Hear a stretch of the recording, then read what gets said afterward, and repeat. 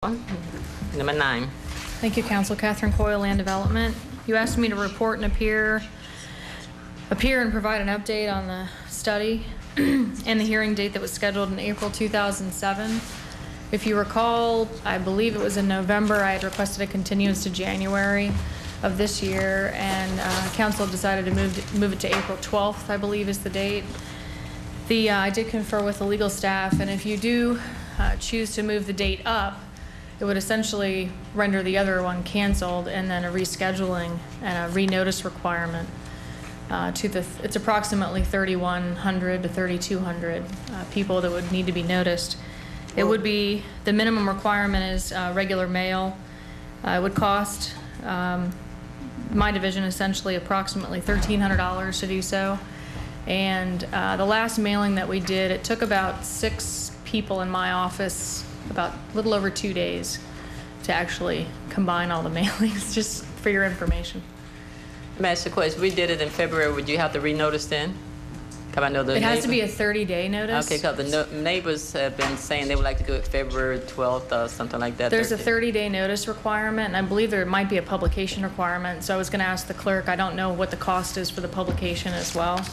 But there is a 30-day notice requirement. The soonest you'd be able to go would be the end of February.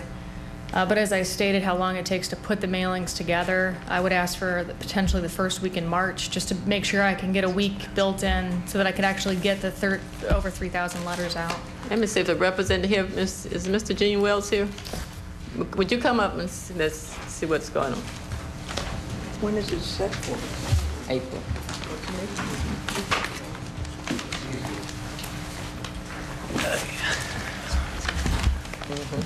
Thank you, Chairman Miller. Jorge Ugarte, President of the Interbay Neighborhood Association, is also here today. I am with the Ballast Point Homeowners Alliance.org.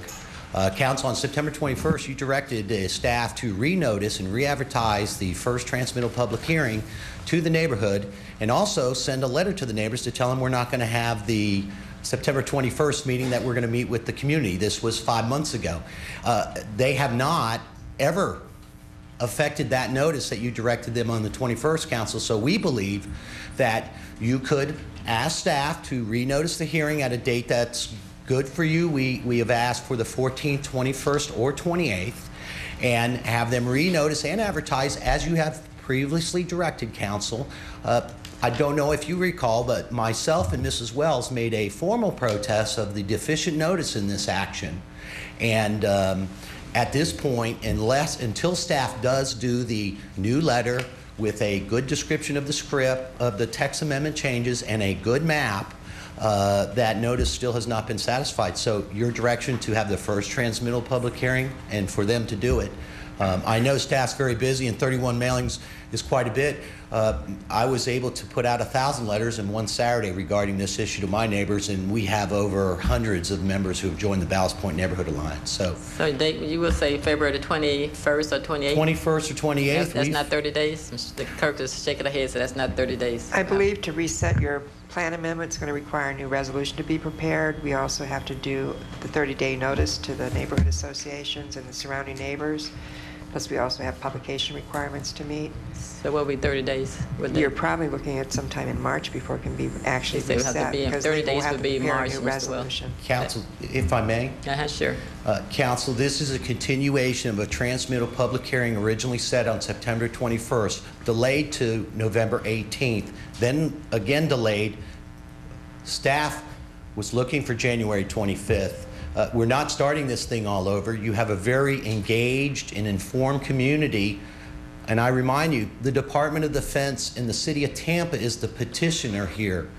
We are not the petitioners. We didn't ask for this action. So if there's any notice issue, we believe the community has responded overwhelmingly that they would prefer that this occur sooner than later. We are hostage because of this action. And Council, if I may add one more thing. Sure. Bedrock of our campaign is to have City Council decide our land use. It is a fundamental of our, we're talking of the Constitution, a fundamental of our property rights is City Council to decide our land use. It's your job. And this abatement and the proposals that the city has proposed takes that away from you, council. We ask for minimal intrusion onto our property rights, cap some dwelling number, and let homeowners come to you, council, and you decide whether or not they can develop their property.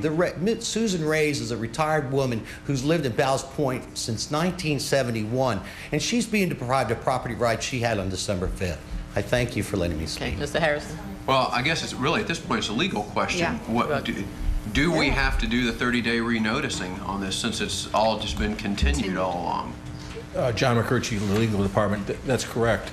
You have to do the 30-day notice, and also, as the city clerk indicated, the resolution would have to be passed, and that would be at the next meeting. And I believe the first meeting that would be appropriate would be the meeting that was indicated by Ms. Coyle, and that was the first meeting in March.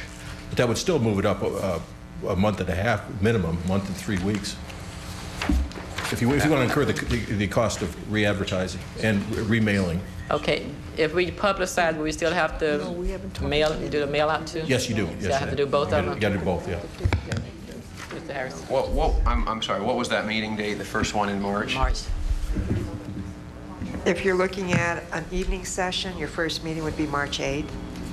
I believe it has to at least have one in the evening. So, Mr. Wells, March 8th, just two, you're shaking your head, March, okay? I But mean, I think that sounds to me like, is that the absolute soonest possibility that we can do? I mean, and everybody, all of our legal staff are telling us our hands are tied with respect to anything earlier in that, right? The issue is, I just want to Yes, Julia, would you step in? Julia, Coyle Department. The issue is this.